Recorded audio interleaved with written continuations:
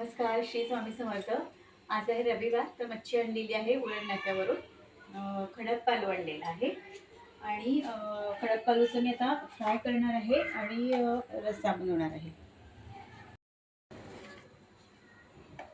रस्सा बनवणार आहे त्याच्यासाठी मी अर्धा चमचा हळद घातलेली आहे आणि लाल तिखट घालून घेते.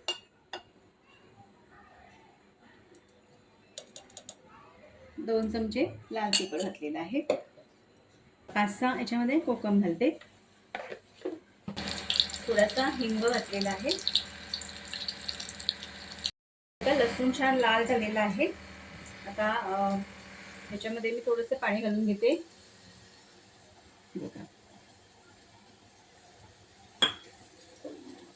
हे आपण फोडणी घालूया.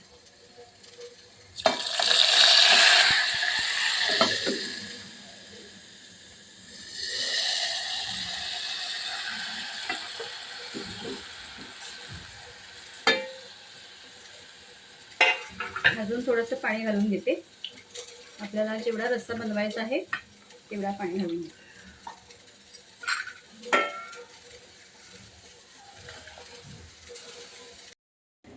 आता हे बघा, इथे मी 1 चमचा तांदळाचं पीठ घेतलेलं आहे. त्याच्यामध्ये थोडंसं पाणी घालते आणि ह्याची आपण एक अशी स्लरी बनवून घेणार आहोत. छान विरघळून घ्यायची आणि हे आता मी कालवणामध्ये घालणार आहे. म्हणजे कालवणाला छान असं घट्टपणा येतो.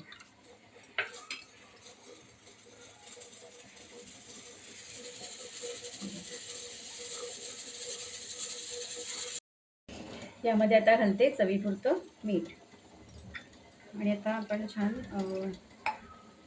हे शिजवून घेऊया.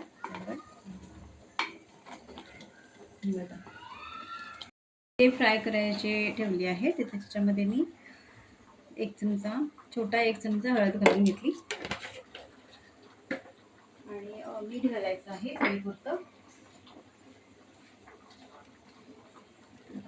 मीठ घातलं आणि याच्यामध्ये लाल तिखट घालणार आहे.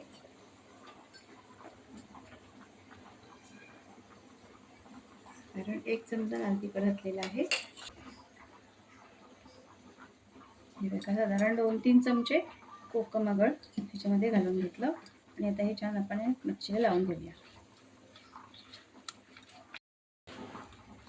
हे बघा, छान मी आता हे लावून घेतलंय. हे तर थोड्या वेळासाठी बाजूला ठेवते. बघा, आता रस्सा तयार आहे. तुम्हाला मी दाखवते. यामध्ये आपण खोबरं घातलेलं नाही आहे, तरी सुद्धा त्याचा थिकनेस बघा. पातळ अजिबात झालेलं नाही आहे आणि हे थंड झाल्यानंतर ना अजून थोडंसं घट्ट होतं. तर आपला रस्सा तयार आहे. मी तर मच्छी फ्राय करून घेते.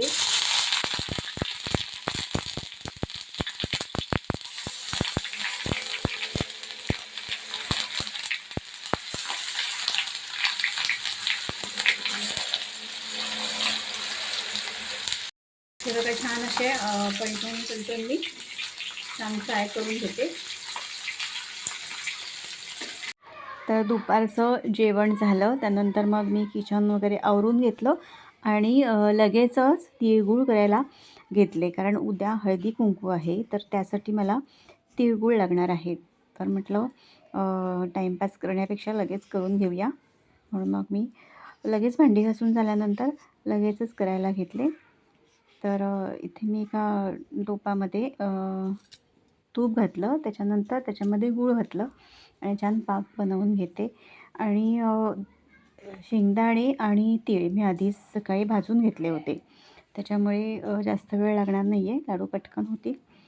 तर हे बघा, इथे मी शेंगदाणे भाजून घेतलेत आणि कूट करून घेतला मिक्सरला आणि थोडेसे जाडसर असे ठेवलेले आहेत थोडे. आणि हे जे तीळ आहेत, तर तिळाचा पण मी कूट करून घेतलेला आहे आणि इथे अख्खे तीळ ठेवलेले आहेत.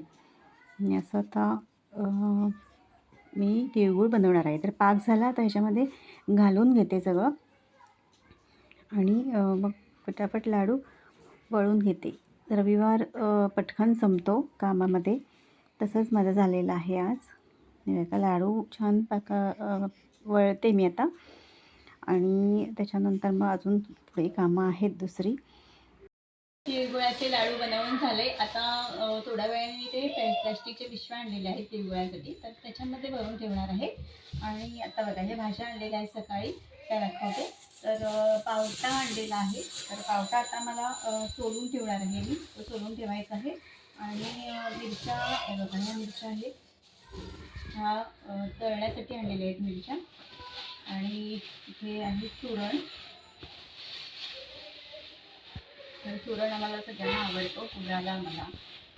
आणि मिरच्या आणलेल्या आहेत. ह्या मिरच्या लोणच्यासाठी आणलेल्या आहेत, अर्धा किलो मिरच्या आहेत.